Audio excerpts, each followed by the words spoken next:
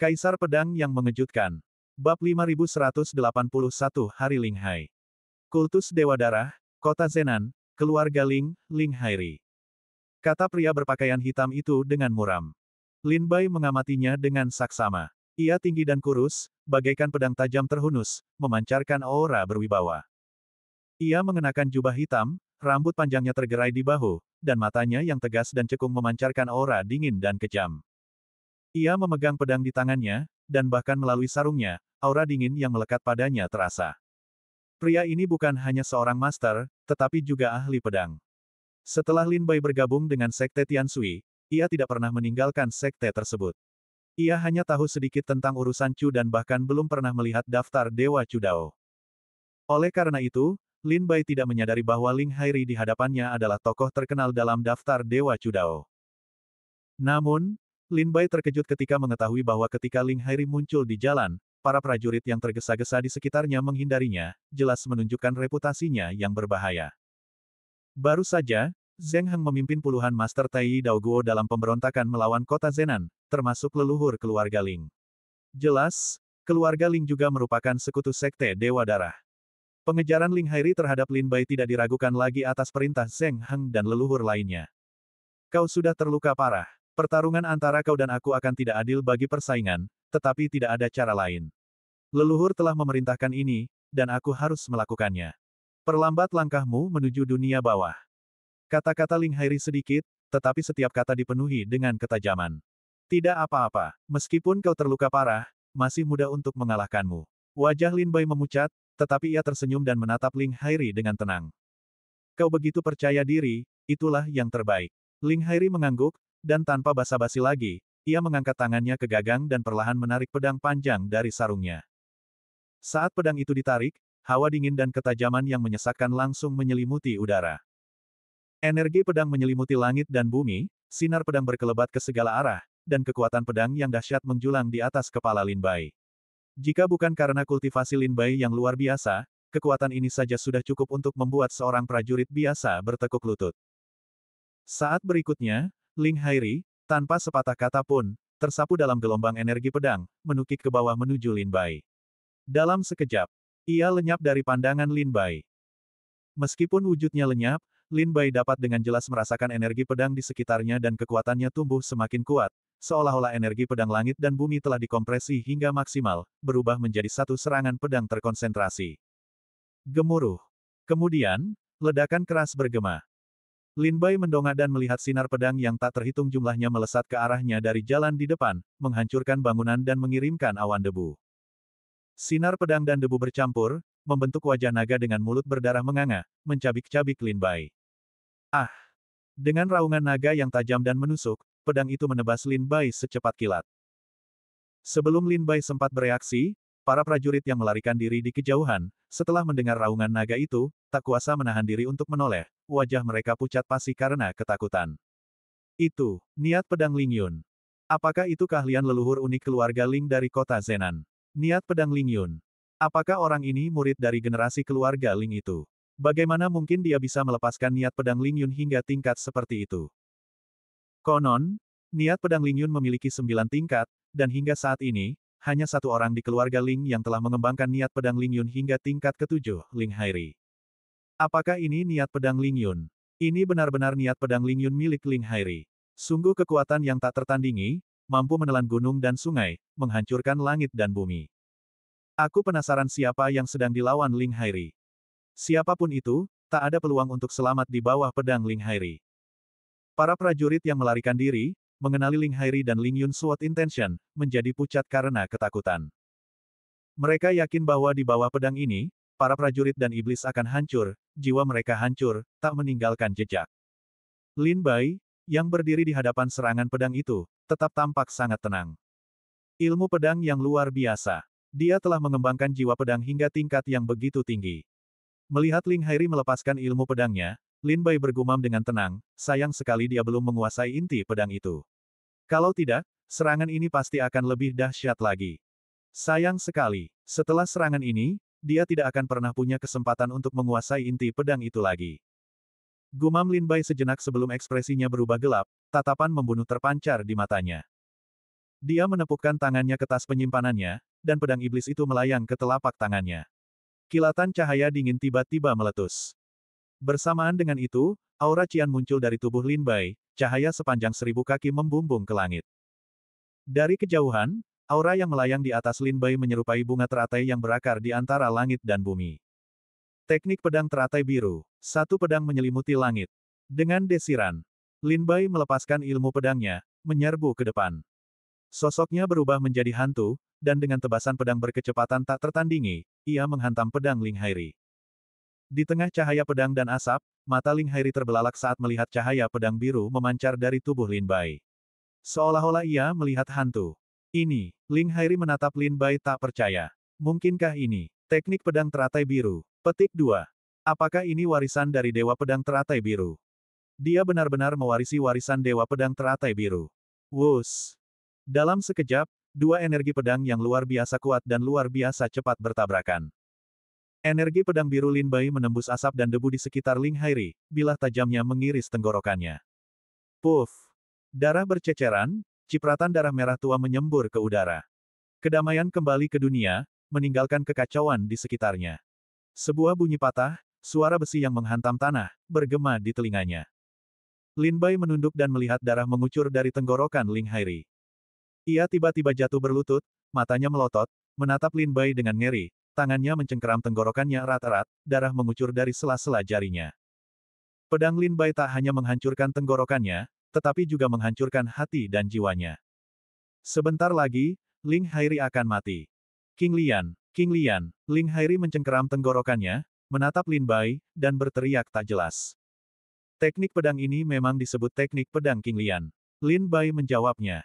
Lin Bai segera menyimpan pedang ajaibnya, mengabaikan Ling Hairi, dan berjalan menuju ujung blok. Ketika Lin Bai melangkah beberapa langkah, Ling Hairi, yang berlutut di tanah, menatap lurus ke depan dan pupilnya melebar. Akhirnya, ia jatuh tersungkur ke tanah, darah mengalir deras, dan ia kehabisan napas. Ah! Satu gerakan. Ling Hairi terbunuh hanya dengan satu tebasan pedang. Siapakah prajurit itu? Bagaimana mungkin dia begitu kuat, membunuh Ling Hairi hanya dengan satu serangan? Para prajurit yang melarikan diri, mendengar keheningan di belakang mereka, mengira Ling Hairi telah berhasil menghabisi lawannya. Berbalik, mereka melihat pemandangan yang mengerikan. Ling Hairi telah tewas. Mereka menyaksikan pembunuhnya perlahan menghilang di ujung blok. Aduh, insiden kesu. Aku penasaran berapa banyak prajurit yang akan menderita akibatnya, dan berapa banyak jenius yang akan dikubur di sini. Di masa-masa sulit ini, bahkan seorang master seperti Ling Hairi, yang berada di daftar Dewa Dao Negara Chu, dilenyapkan hanya dengan satu serangan pedang. Banyak yang ngeri melihat pemandangan ini. Ling Hairi, dengan kultivasinya yang tak terpahami, telah dilenyapkan hanya dengan satu serangan pedang.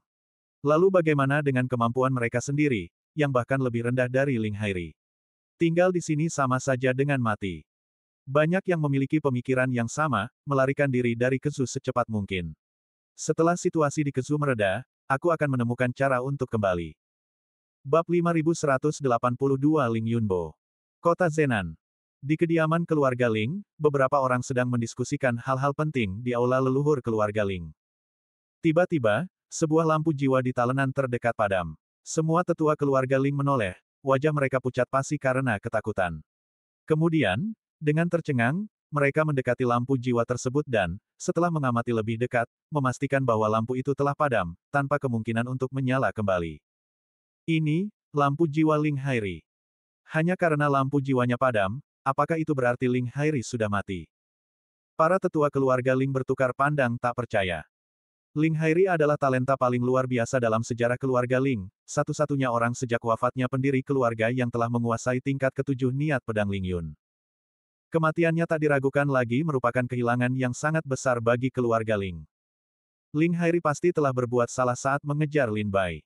Para tetua keluarga Ling segera menyadari penyebab kematian Ling Hairi dan bergumam pelan. Untuk saat ini, jangan khawatirkan bagaimana Ling Hairi mati. Kita beritahu leluhur dulu. Saran seorang tetua keluarga Ling. Berita itu langsung menyebar. Di antara puluhan Master Tai Dao Guo yang terlibat dalam pertempuran sengit di Paviliun Yingxian, Ling Yunbo, yang tiba-tiba mendengar berita itu, langsung terdiam. Zheng Heng, yang berdiri di dekatnya, merasakan sesuatu yang aneh pada Ling Yunbo dan bertanya, ada apa? Apa yang terjadi? Ling Hairi sudah mati. Ling Yunbo memelototi Zheng Heng, matanya dipenuhi kebencian. Zheng Henglah yang memerintahkan Ling Yunbo untuk memberitahu Ling Hairi agar memburu Lin Bai. Kalau tidak, Ling Hairi tidak akan mati. Ling Hairi sudah mati. Zheng Heng tak kuasa menahan diri untuk tidak menunjukkan sedikit pun keterkejutan di wajahnya. Ia berbisik, bagaimana mungkin? Ling Hairi adalah seorang master di daftar Dewa Dao Negara Chu. Bagaimana mungkin orang biasa membunuhnya dengan begitu mudah? Siapa yang membunuhnya? Lin Bai. Lin Bai terluka parah oleh leluhur keluarga Li. Kekuatannya hanya 1/10 dari sebelumnya. Bagaimana mungkin dia bisa membunuh Ling Hairi? Ling Yunbo menenangkan diri dan berbisik, kabar dari keluarga Ling hanya mengatakan. Lampu jiwa Ling Hairi telah padam, tapi kita belum tahu siapa yang membunuhnya. Zheng Heng berbisik, jika Lin Bai yang membunuhnya, maka dia sangat mengerikan. Dia sudah terluka parah, tapi dia bisa dengan mudah membunuh sosok kuat di daftar Dewa Dao Negara Chu. Ling Yunbo mengangguk pelan, merasa kata-kata Zheng Heng masuk akal. Lin Bai sudah terluka parah, kekuatan kultivasinya hanya 1/10 dari sebelumnya. Jika dia membunuh Ling Hairi dengan luka separah itu, seberapa kuatkah Lin Bai di masa jayanya? Aku ingin melihatnya. Ling Yunbo merenung sejenak sebelum berkata kepada Zheng Heng, pertama, kematian Ling Hairi cukup mencurigakan. Aku harus menyelidikinya secara menyeluruh, kalau tidak, aku tidak akan bisa memberikan penjelasan kepada keluarga Ling. Kedua, dengan kematian Ling Hairi, tidak ada yang bisa mengurus Lin Bai. Jika kita kehilangan jejak Lin Bai, menemukannya tidak akan mudah. Zheng Heng mengerutkan kening, merenung sejenak, lalu mengangguk kecil. Yah, sepertinya tidak ada yang bertarung dengan kekuatan penuh di sini, jadi hasilnya tidak akan segera diputuskan. Jadi pergilah. Ling Yunbo melirik kembali ke medan perang dan diam-diam melarikan diri. Di medan perang Taiyi di atas paviliun Yingxian, semua Master Taiyi Dao Guo menahan diri, tidak mengerahkan kekuatan penuh mereka, seolah-olah mereka sedang menunggu saat yang tepat. Di kota Zenan, setelah para Master Taiyi Dao Guo beraksi satu demi satu, kepanikan menyebar ke seluruh kota. Setiap prajurit tahu bahwa jika medan perang Taiyi Dao Guo meluas, banyak yang akan terbunuh setelahnya. Semua prajurit, baik di dalam maupun di luar kota Zenan, berebut melarikan diri. Boom! Lin Bai mendengar raungan keras datang dari paviliun Yingxian di kejauhan, dan wajahnya menjadi muram. Ia berbisik, sepertinya satu-satunya cara sekarang adalah meninggalkan kota Zenan dulu. Setelah mereka selesai bertarung dan menentukan pemenangnya, kita bisa mencari cara untuk kembali dan berteleportasi. Jika penguasa kota Zenan menang, aku bisa menggunakan susunan teleportasi untuk mencapai kota King Lian sekembalinya. Jika Zheng Heng dan kaki tangannya dari Sekte Dewa Darah menang, maka aku harus memilih rute lain, ke kota King Lian. Lin Bai tetap bertekad untuk meninggalkan kota Zenan terlebih dahulu. Jika dampak pertempuran Taiyi Dao Guo menyebar, Lin Bai tak akan mampu menahan dampak dari lebih dari 20 prajurit Taiyi Dao Guo. Setelah membulatkan tekad, Lin Bai bahkan tak repot-repot beristirahat dan terus melaju menuju pinggiran kota Zenan.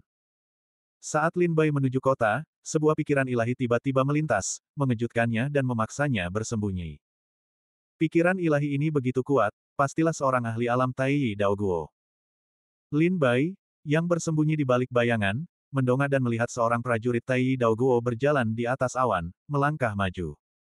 Tingkat kultivasi seorang prajurit Taiyi Dao Guo sudah cukup untuk menahan formasi udara terbatas kota Zenan. Mungkin inilah sedikit penghargaan yang diberikan negara Chu kepada para prajurit Taiyi Dao Guo. Lingkaran sihir anti terbang itu memang bisa mencegah prajurit biasa terbang, tetapi tidak bisa mencegah prajurit Taiyi Dao Guo melesat. Keluarlah, aku tahu kalian di sini.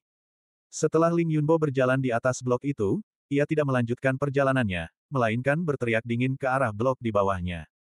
Kebetulan, Lin Bai bersembunyi di blok ini. Wajah Lin Bai sedikit berubah, dan ia mengabaikan Ling Yunbo, tetap tak bergerak dalam kegelapan. Haha, apa kau menguji kesabaranku? Atau kau pikir aku tidak menemukanmu sama sekali dan hanya melebih-lebihkan? Ling Yunbo mencibir lagi setelah lama tidak mendapat balasan dari Lin Bai. Memang, metode persembunyianmu sangat hebat. Bahkan indera ketuhananku pun tak bisa menentukan lokasimu. Lalu kenapa? Aku tahu kau ada di daerah ini. Sehebat apapun kau bersembunyi, aku bisa menghancurkan seluruh lingkungan ini menjadi debu dengan lambaian lengan bajuku. Tanpa tempat berlindung, apa gunanya metode persembunyianmu?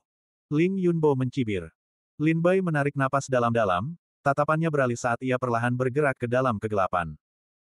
Detik berikutnya, Lin Bai melepaskan kemampuan akrobatiknya, berubah menjadi seberkas cahaya dan dengan cepat menghilang di kejauhan. Saat Lin Bai bergerak, Ling Yunbo langsung melacak posisinya. Sambil mencibir, ia membalikkan kendali dan sebuah pedang berkilauan pun muncul. Seketika, Ling Yunbo mengarahkan pedangnya ke arah Lin Bai dan menebasnya. Energi pedang berdesir di udara, menghancurkan setiap bangunan yang dilewatinya sebelum menyerang Lin Bai, yang melarikan diri ribuan meter jauhnya. Meskipun Lin Bai telah mempersiapkan pertahanan dengan formasi pedang Tai Chi Liang Yi dan tubuh Dao lima elemen, pedang itu tetap melukainya dengan parah saat mengenainya. Lin Bai hanya merasakan energi pedang menghantamnya dari belakang, seolah-olah sebuah gunung menghantam punggungnya dengan keras, hampir menghancurkannya dan menghancurkan jiwanya. Ia tak dapat menahan diri untuk menyemburkan darah dari mulutnya, dan tubuhnya jatuh tersungkur. Orang ini, seperti leluhur keluarga Li, memiliki tingkat kultivasi alam buah Tai Dao tingkat rendah, tetapi kekuatannya satu tingkat lebih tinggi dari leluhur keluarga Li, setidaknya setingkat dengan Li Ziyan dan Zheng Yuan. Lin Bai sangat menyadari kekuatan Ling Yunbo. Leluhur keluarga Li telah membuat Lin Bai sangat sulit dihadapi, dan kekuatan Ling Yunbo bahkan lebih tinggi dari leluhur keluarga Li, yang membuat hati Lin Bai langsung hancur.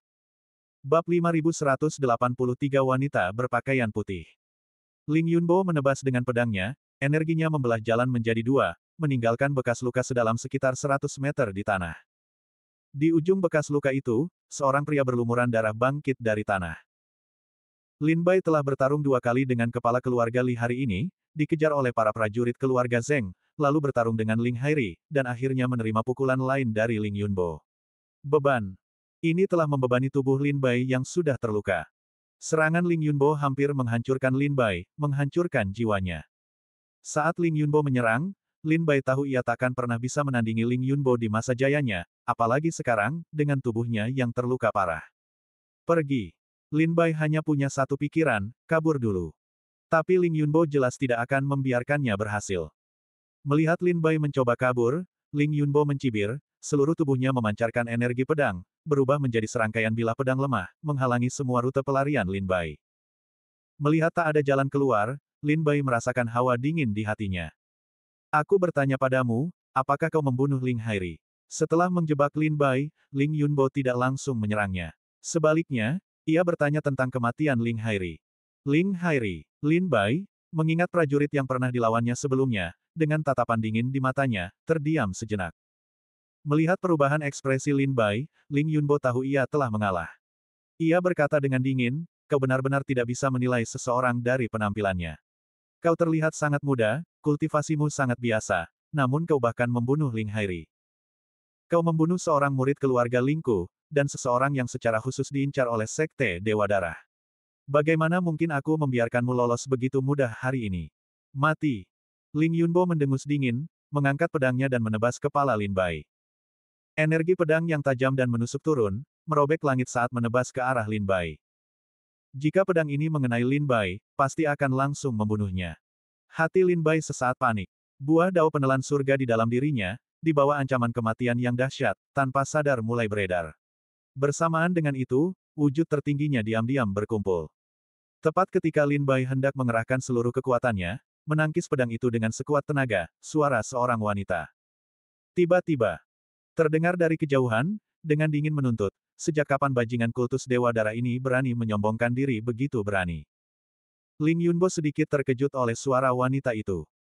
Ia mendongak dan melihat sebuah telapak tangan tak terlihat menyerang dari belakang Lin Bai, melesat turun dari jarak 10.000 meter, menghancurkan setiap bangunan yang dilewatinya. Jari-jari ramping telapak tangan itu jelas milik seorang wanita. Telapak tangan ini mengenai energi pedang Ling Yunbo, dan kedua jari itu bertabrakan, dengan mudah menghancurkannya di tempat. Lin Bai diselamatkan dari energi pedang Ling Yunbo.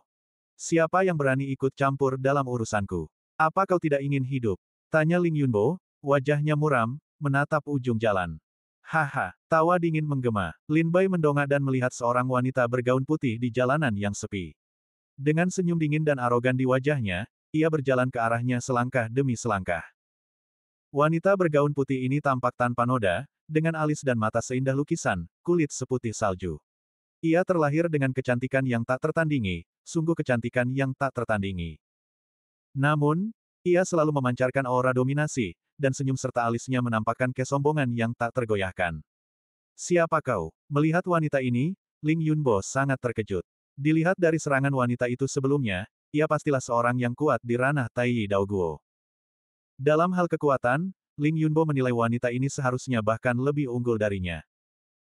Meskipun kota Zenan adalah kota besar di selatan Kesu, dengan banyak prajurit yang berlalu lalang setiap hari, setiap ahli Taiyi Daoguo yang memasuki kota akan dipindai oleh susunan sihir kota. Ketika leluhur keluarga Li tiba di kota Zenan, ia juga terdeteksi saat melewati susunan sihir kota.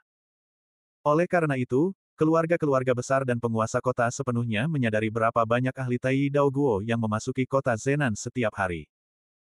Ling Yunbo mengetahui dari keluarga Ling bahwa meskipun beberapa ahli Taiyi Daoguo telah memasuki kota Zenan dalam beberapa hari terakhir, tidak satu pun dari mereka adalah perempuan. Jadi, siapakah perempuan di wilayah Taiyi Daoguo ini? Perempuan bergaun putih itu tersenyum mengejek pada Ling Yunbo, lalu melirik Lin Bai, yang berdiri di kakinya dengan wajah berantakan. Senyum menawan tersungging di bibir merahnya, tetapi secercah kebencian masih terpancar di matanya.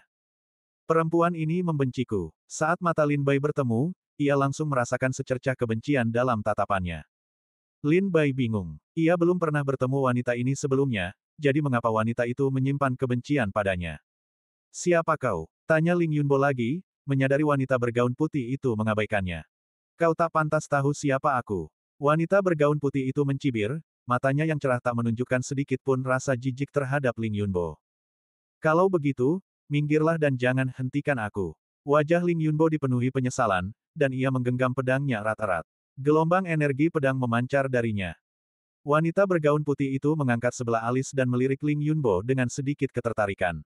Senyum nakal tersungging di bibir merahnya, seolah menunggu Ling Yunbo menyerang. Ling Yunbo, yang menyadari provokasi wanita itu, langsung murka. Ia melepaskan Ling Yun Sword Intennya dengan sekuat tenaga, dan seketika badai melanda, energi pedangnya membumbung tinggi ke langit. Sinar pedang yang menjulang melesat lurus ke arah banteng adu banteng. Ling Yunbo, dengan wajah penuh amarah, menebas wanita bergaun putih itu. Energi pedang setinggi 10.000 kaki turun dari langit, mengancam membelah seluruh kota Zenan menjadi dua. Kali ini, Ling Yunbo mengerahkan kekuatan sejatinya, bertekad mengalahkan wanita berbaju putih itu di tempat. Namun, tepat ketika tebasan pedang dahsyat itu hendak mendarat, wanita berbaju putih itu hanya mencibir dan dengan santai menerjang ke depan dengan telapak tangan. Jejak telapak tangan itu menghancurkan langit dan mengenai Ling Yunbo. Dengan suara dentuman yang menggelegar. Jejak telapak tangan itu menghancurkan energi pedang Ling Yunbo. Kekuatan jejak telapak tangan itu, yang masih belum berkurang, menghantam dada Ling Yunbo dengan keras, merobek daging dan darahnya, menghancurkan setiap tulang, dan menghancurkan separuh organ dalamnya. Jika bukan karena vitalitas seorang pendekar di alam Taiyi Daoguo yang luar biasa, pendekar lain manapun yang terkena pukulan ini pasti akan langsung mati. Puff! Ling Yunbo terpental, menyemburkan darah, wajahnya langsung pucat pasi. Saat Ling Yunbo menenangkan diri, ia kembali menatap wanita berbaju putih itu, matanya dipenuhi keterkejutan yang belum pernah terjadi sebelumnya. Ia tahu ia bukan tandingannya, jika dia terus bertarung, dia pasti akan mati. Seketika, Ling Yunbo berbalik dan melarikan diri, berubah menjadi gumpalan asap, menghilang di angkasa. Kau bukan petarung yang handal, tapi kau jago kabur. Sudahlah. Ini urusan kota Zenan. Biar kota Zenan dan negara Chu yang mengurus sakit kepalanya. Wanita bergaun putih itu melihat Ling Yunbo melarikan diri, tetapi ia tidak menunjukkan niat untuk mengejarnya. Ia hanya mendengus 2 kali dan mengabaikannya. Kemudian ia berbalik menatap Lin Bai, senyum nakalnya kembali tersungging di bibirnya, matanya berkilat penuh kebencian. Lin Bai bahkan bisa merasakan, ia menggertakkan giginya, seolah menajamkannya untuk menelannya bulat-bulat. Bab 5184 Cusi. Lin Bai juga bingung. Ia belum pernah bertemu wanita berbaju putih ini sebelumnya, jadi mengapa ia menyimpan kebencian yang begitu dalam padanya. Sebelumnya, wanita berbaju putih itu telah melancarkan 2 serangan telapak tangan, satu menghancurkan energi pedang Ling Yunbo, menyelamatkan Lin Bai, yang lainnya berhadapan langsung dengan Ling Yunbo, menghancurkannya sepenuhnya dan membuatnya lari ketakutan. Ini jelas menunjukkan bahwa kultivasi wanita itu setidaknya lebih unggul daripada Ling Yunbo. Ling Yunbo telah memberi Lin Bai masalah yang cukup besar, dan sekarang seorang wanita yang bahkan lebih kuat darinya, dan wanita dengan kebencian yang begitu dalam padanya, telah membuat Lin Bai merasa semakin cemas. Di mana gagahmu? Kenapa kau tidak melihatnya? Wanita berbaju putih itu memelototi Lin Bai dengan kesal, lalu melirik ke belakang dan bertanya sambil tersenyum. Gagak itu sebelumnya telah merampok gudang harta karun 5 keluarga dan 7 sekte di ibu kota kekaisaran. Karena khawatir membawa gagak itu bersamanya dalam perjalanan ini akan menyebabkan masalah lebih lanjut, Lin Bai meninggalkannya di Pulau Mingyue dan tidak ikut dengannya. Mendengar ini, Lin Bai tersadar kembali dan berbisik, bagaimana kau tahu aku punya gagak? Apa kau dari sekte Tianshui? Siapa kau? Apa kau dikirim oleh Bai Yifei? Satu-satunya orang di sekte Tianshui yang memiliki dendam dengan Lin Bai hanyalah garis keturunan tetua agung, bersama dengan Bai Yifei, Li Yuanzong, dan lainnya. Ketika Lin Bai mendengar wanita bergaun putih itu tahu ia punya gagak, ia langsung berasumsi bahwa wanita itu adalah seorang pendekar sekte Tianshui. Kau cukup cerdik. Kau langsung menebak aku seorang pendekar sekte Tianshui. Wanita bergaun putih itu tersenyum, senyum menawan tersungging di bibir merahnya. Ia menatap Lin Bai dan berkata, ayo, panggil aku kakak senior. Lin Bai tercengang. Bagaimana mungkin wanita bergaun putih itu mengubah ekspresinya begitu cepat? Beberapa saat yang lalu, ia menatapnya dengan kebencian, dan sekarang ia tiba-tiba memintanya untuk memanggilnya kakak senior. Lin Bai terdiam dan bertanya dengan dingin, siapa kau? Apa kau di sini untuk membunuhku? Wanita bergaun putih itu mencibir, kalau aku ingin membunuhmu, aku takkan menyelamatkanmu dari pedang Ling Yunbo. Lalu kenapa kau begitu dipenuhi kebencian padaku? Tanya Lin Bai lagi. Benarkah? Tanya wanita bergaun putih itu, tertegun. Matamu barusan jelas menunjukkan kebencian yang kuat padaku. Kata Lin Bai waspada. Wanita bergaun putih itu memutar bola matanya, bergumam pada dirinya sendiri, berusaha sekuat tenaga menahan diri, tetapi ia tak menyangka Lin Bai menyadarinya. Bagaimana kau bisa begitu licik? Mataku secerah ini, bagaimana kau bisa tahu aku membencimu? Tanya wanita bergaun putih itu dengan sengit. Lin Bai mendesah frustrasi. Bagaimana mungkin wanita ini seperti anak kecil, murung dan mudah berubah, ekspresinya berubah lebih cepat daripada halaman buku. Lihat lagi, apa kau melihat kebencian di mataku? Wanita bergaun putih itu mencondongkan tubuh, mendekatkan wajahnya yang menawan dan cantik ke arah Lin Bai, dan bertanya dengan polos. Lin Bai terkejut. Wanita bergaun putih itu tampak semurni gadis kecil, tak ternoda debu dunia. Matanya yang cerah dan menawan berkilauan dengan kelicikan. Kebencian yang ia pendam sebelumnya memang telah sirna. Ia telah menyembunyikannya dengan sangat baik. Lin Bai mendesah dalam hati, tahu bahwa berhadapan dengan wanita itu tidak akan berakhir baik. Ia segera mencoba mengalihkan pembicaraan, bertanya, bolehkah aku bertanya, kakak senior, namamu? Wanita bergaun putih itu tersenyum puas, lalu tiba-tiba mengerutkan kening, berpikir, seolah-olah ia bahkan tidak bisa mengingat namanya sendiri. Mungkinkah kakak senior tidak bisa mengingat namanya sendiri? Lin Bai terdiam sejenak, lalu bertanya dengan ragu. Bagaimana mungkin wanita ini begitu bodoh? Wanita bergaun putih itu memelototi Lin Bai dengan marah dan berkata, siapa bilang aku tidak bisa mengingat? Dengarkan baik-baik, namaku, Chu Si. Margaku Chu. Tatapan Lin Bai sedikit menyipit. Meskipun marga Chu bukanlah yang paling berkuasa di Chu, tak diragukan lagi ia adalah yang paling berkuasa. Keluarga kerajaan Chu menyandang marga Chu.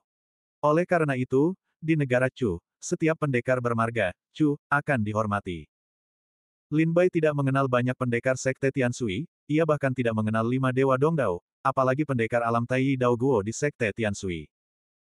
Hingga saat ini, satu-satunya Master Tai yang pernah ditemui Lin Bai dari sekte Tianshui hanyalah Li Zian, Zheng Yuan, Tetua Agung, Qi Kun, dan Wu Xiu. Lin Bai bahkan belum pernah mendengar tentang Master Tai bernama Chu Si ini. Namun, hal itu dapat dimaklumi. Para pendekar yang mampu mencapai ranah Tai Dao Guo seringkali adalah monster kuno yang telah hidup selama ribuan, bahkan puluhan ribu, tahun.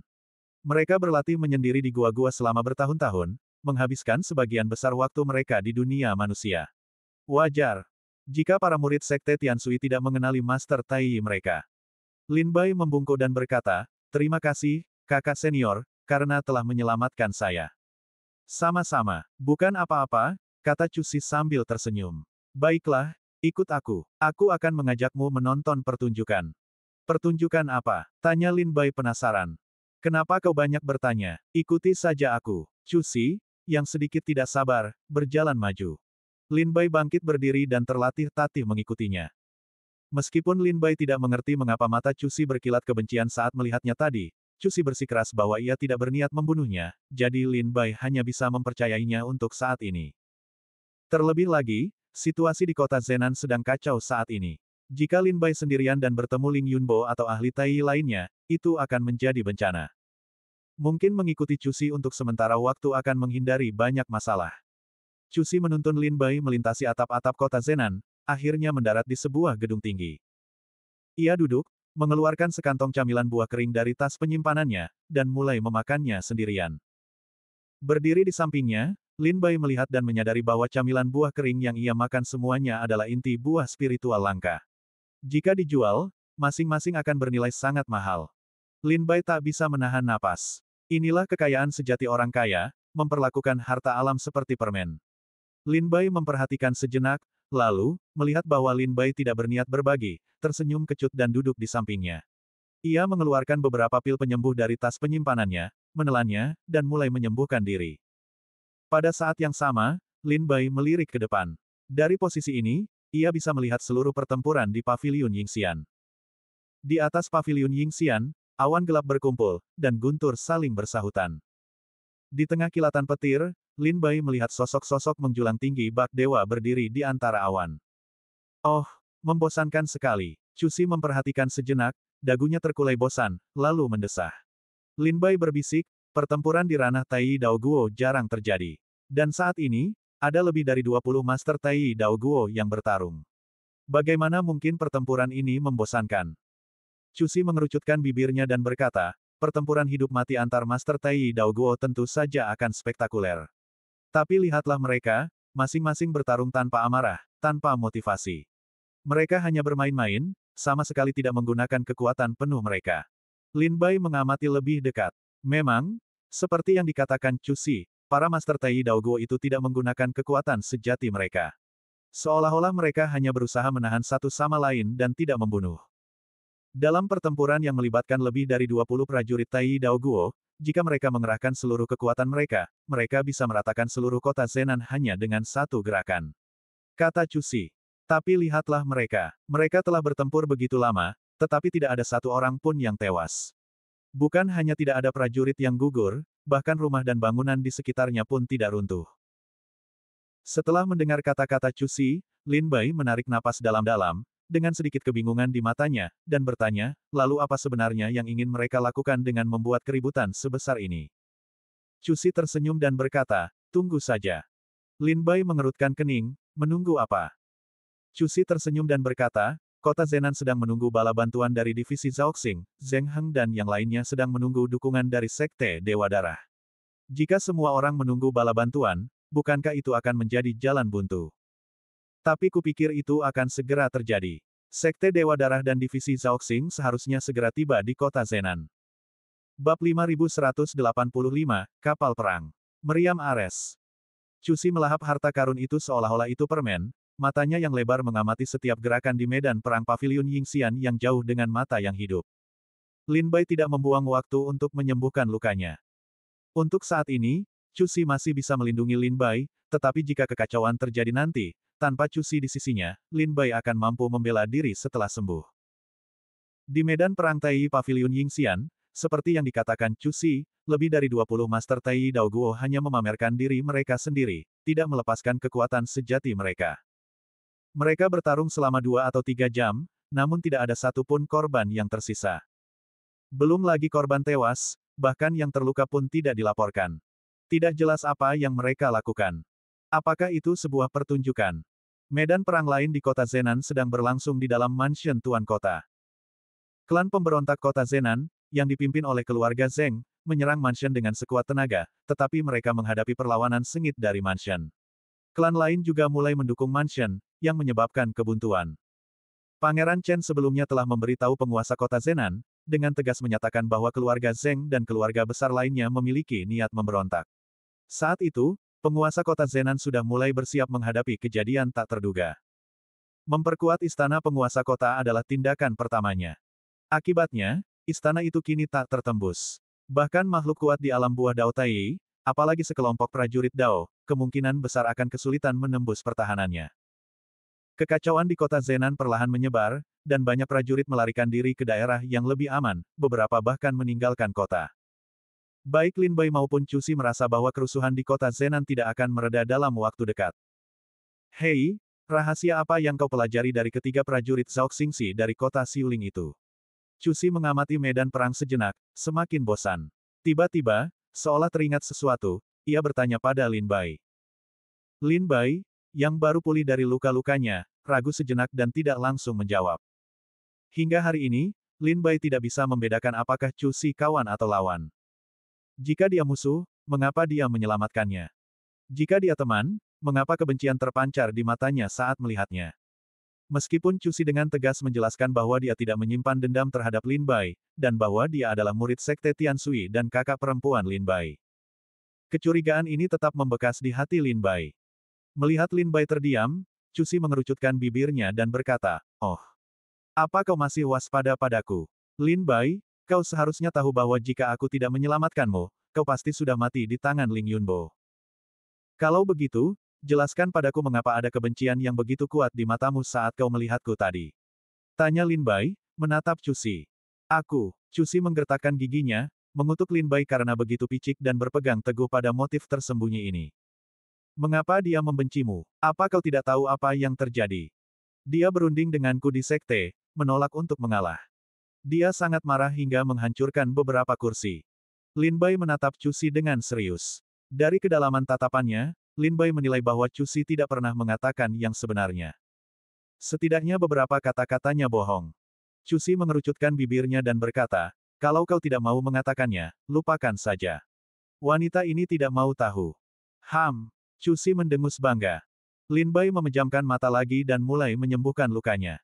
Waktu berlalu sedikit demi sedikit, dari fajar hingga senja, dari senja hingga fajar. Kekacauan di kota Zenan terus berlanjut, dan medan perang Tai Dao Guo masih buntu. Siang hari di hari ketiga. Di luar kota Zenan, sejumlah perahu spiritual muncul. Bau darah yang menyengat tercium dari luar kota, menyelimuti seluruh kota Zenan. Lin Bai dan Cusi merasakan kedatangan pasukan dan menoleh. Di atas awan di luar kota Zenan, serangkaian perahu roh berwarna merah darah muncul. Setiap perahu roh memiliki penampilan yang unik, hitam pekat seperti tinta.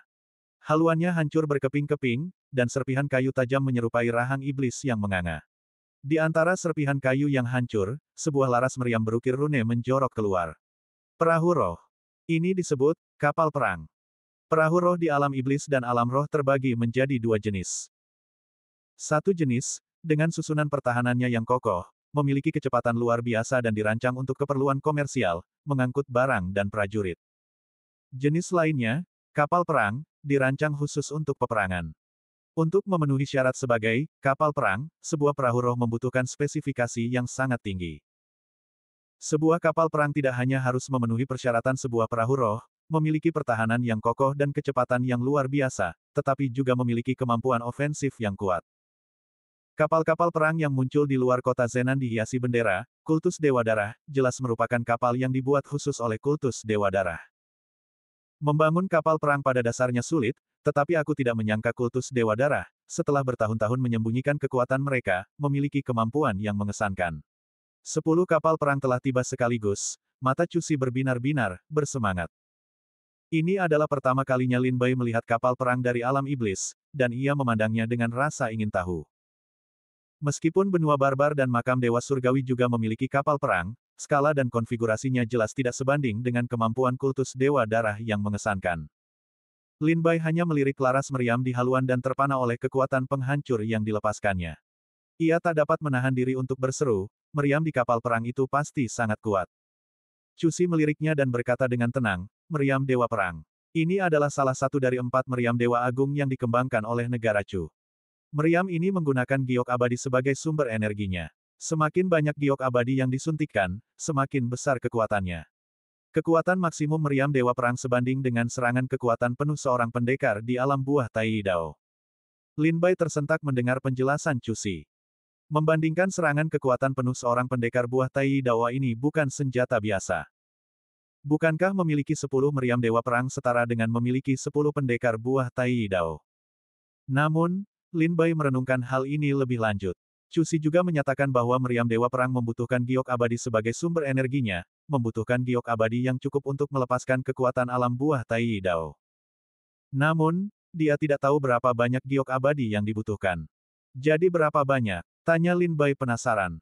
Cusi bersenandung ringan, menopang dagunya dengan tangannya, berpikir sejenak. Itu tergantung pada keahlian pembuat senjata yang membuat meriam Dewa Perang. Senjata yang dibuat oleh seorang pembuat senjata juga dibagi menjadi beberapa tingkatan. Menurut statistik dari militer Chu, meriam Dewa Perang biasa membutuhkan setidaknya 1000 giok abadi untuk melepaskan kekuatan alam buah Tai Dao. Petik 2. Meriam Dewa Perang berkualitas rendah membutuhkan setidaknya 3000 giok abadi, dan setiap tembakan akan merusak meriam Dewa Perang. Meriam Dewa Perang berkualitas tinggi membutuhkan lebih sedikit giok abadi, mungkin lebih dari 500. Lin Bai terkesiap. Ini bukan meriam Dewa Perang, melainkan meriam pemakan emas. Butuh 1000 giok abadi untuk melepaskan kekuatan penuh seorang ahli alam buah Tai Dao. Lin Bai mengerutkan bibir dan tersenyum pahit. Ia hanya memiliki 80 giok abadi, dan hanya demi 5000 giok abadi yang diberikan oleh sekte itulah ia datang ke Kesu. Dia masih bekerja keras untuk mendapatkan 5000 giok peri, tetapi pada akhirnya 5000 giok peri itu bahkan tidak cukup untuk menembakkan beberapa tembakan dengan meriam Dewa Perang. Sungguh menyebalkan.